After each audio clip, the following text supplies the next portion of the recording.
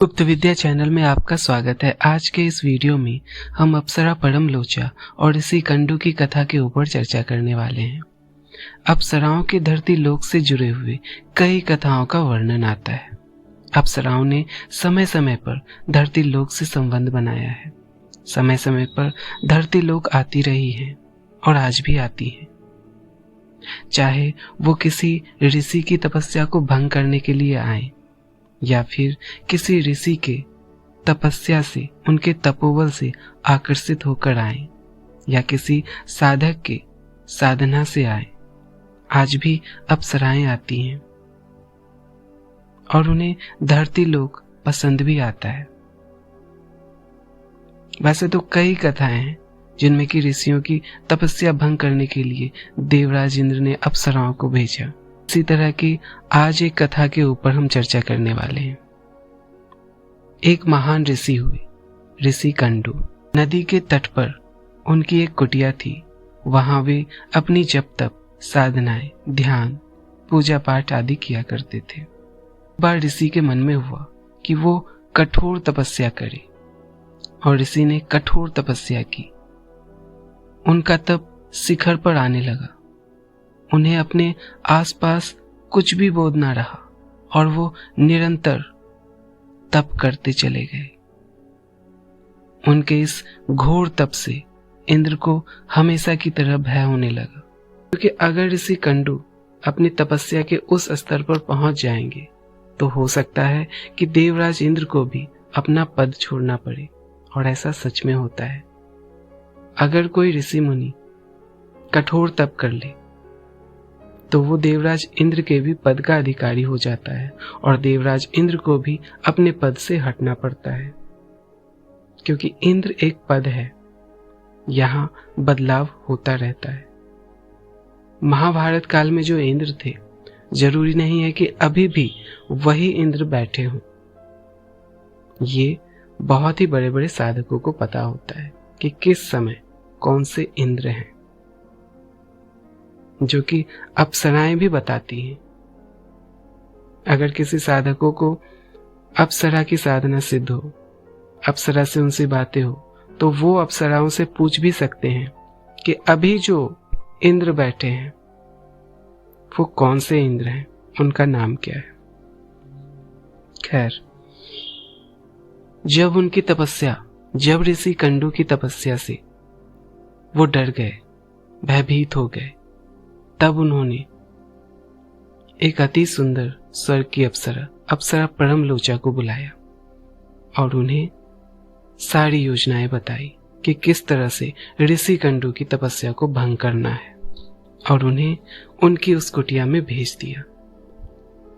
अप्सरा परम लोचा के आते ही वहां के वातावरण में अद्भुत बदलाव हो गया। वहां की फूल पत्ती सब कुछ खिल गई,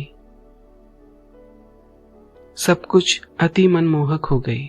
वातावरण बहुत सुंदर हो गया। अप्सरा के आते ही पूरे माहौल में, पूरे वातावरण में वहां एक खुशबू फैल गई।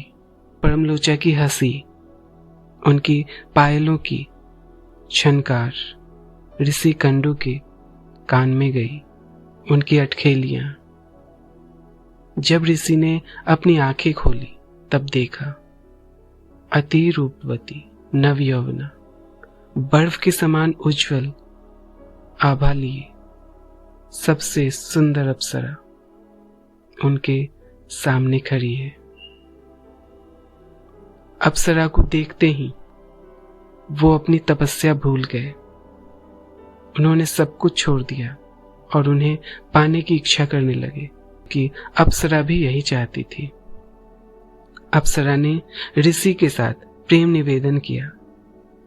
ऋषि ने उस प्रेम निवेदन को स्वीकार कर लिया, क्योंकि ऐसी सुंदर स्त्री पूरे धरती लोक में कोई न थी।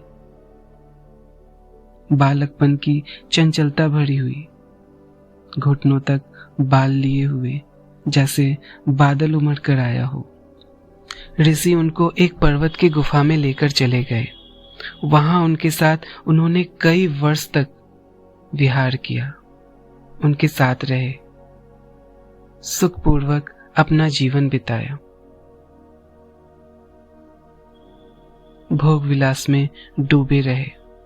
उनके साथ भोग करते हुए लगभग 100 वर्ष बीत गए और उन्हें पता भी नहीं चला।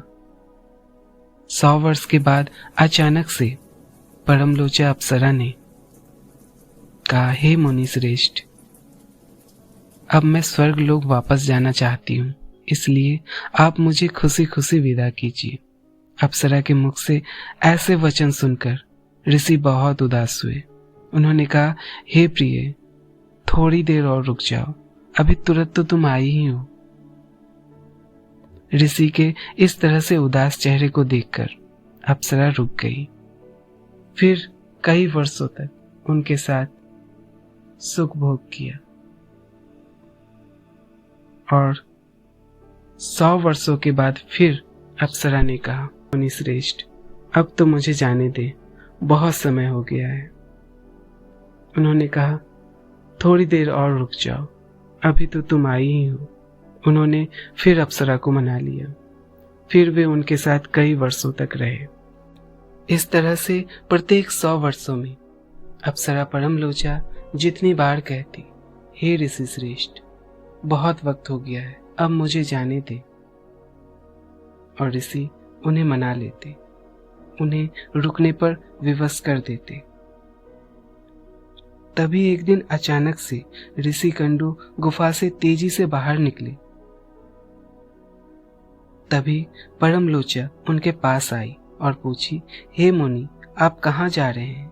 ऋषि ने कहा, दिन अस्त हो चुका है, अतः मैं संध्या उपासना करने जा रहा हूँ। ऐसा नहीं किया तो मेरा धर्म नष्ट हो जाएगा। यह सुनकर परमलोचा मुस्कुराई और बोली, हे वेदों के ज्ञाता, इतने वर्षों में क्या आज ही पहली बार आपका सूर्यास्त हुआ है?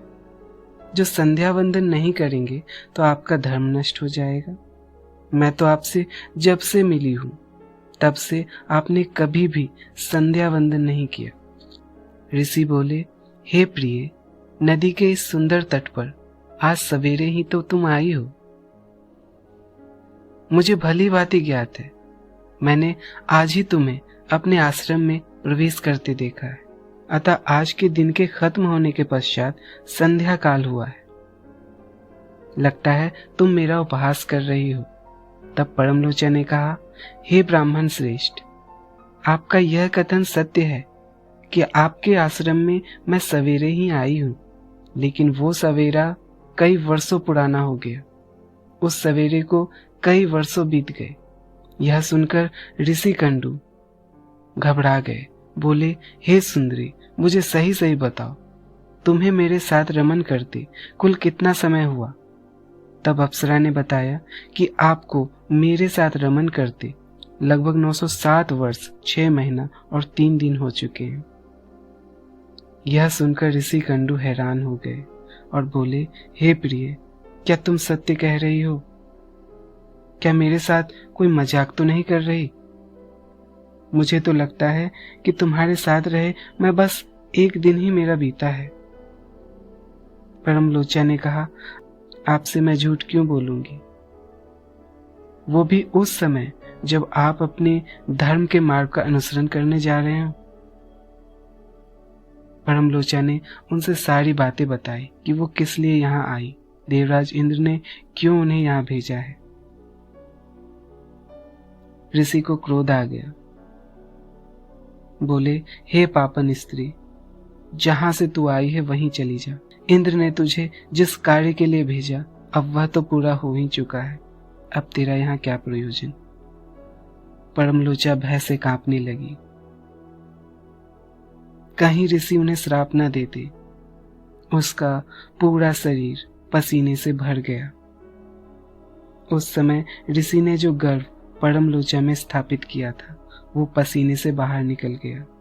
वायु ने उस गर्व को इकट्ठा किया, वृक्षों ने उसे ग्रहण किया, सूर्य की रोशनी ने उसे पोषण दिया। फिर एक समय आया जब उस वृक्ष से मरीसा नामक एक कन्या का जन्म हुआ, जो ऋषि कंडू, सूर्यदेव, वायुदेव और अप्सरा परमलोचा की पुत्री कहलाई। तो ये थी अप्सरा परमलोचा और ऋषि कंडू की कथा। तो आज के लिए इतना ही। वीडियो अच्छा लगे तो लाइक कीजिए, सब्सक्राइब कीजिए और शेयर कीजिए। आपका दिन मंगलमय हो और शुभ हो।